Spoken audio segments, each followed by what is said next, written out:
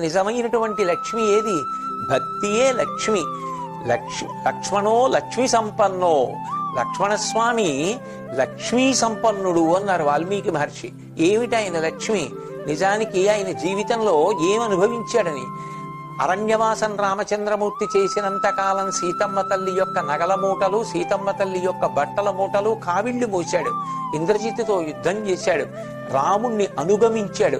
ఆయనేం భౌతిక సుఖాలు కోరుకోలేదు. కానీ లక్ష్మణుని యొక్క గొప్పతనం ఏమిటి? రాముణ్ణి విడిచిపెట్టి ఉండలేడు. ఎప్పుడూ భగవంతునితో కలిసి ఉంటాడు. భగవద్భక్తి నిజమైన లక్ష్మి. అందుకే ఆ లక్ష్మి కలిగిన వాడెవరో ఆయన లక్ష్మణస్వామి అయ్యాడు. మనందరం కూడా నిజమైనటువంటి భక్తిని పొందగలిగితే మనం కూడా లక్ష్మణస్వాములు అవుతాం. అదే శ్రీ, అదే శ్రియం, అది జీవోద్ధరణ చేస్తుంది.